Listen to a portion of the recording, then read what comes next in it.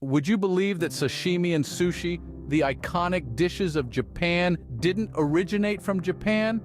Yes, you heard it right. The roots of these culinary marvels are actually buried deep in Southeast Asia.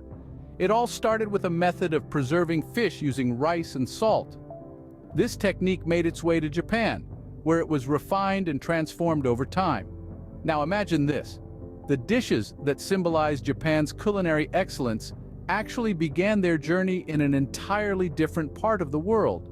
As with all great things, sashimi and sushi have evolved over time, each era adding its own unique touch.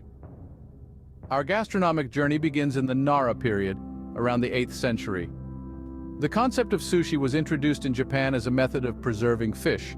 The fish was fermented with rice, with the rice later discarded, leaving the edible preserved fish behind.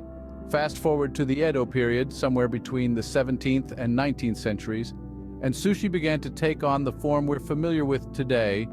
Instead of tossing the rice, it was combined with the fish, creating a meal that was both practical and delectable. Then came the Meiji era, in the late 19th century, when sashimi, the art of slicing raw fish, began to gain popularity.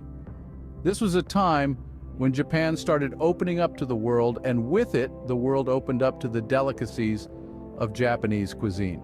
Over the centuries, the ingredients and techniques used in sashimi and sushi have evolved too.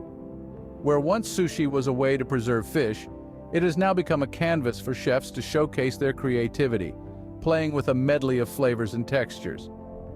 From using simple local fish to incorporating extravagant ingredients like caviar and gold leaf, sashimi and sushi have transformed from humble food to gourmet dishes celebrated worldwide.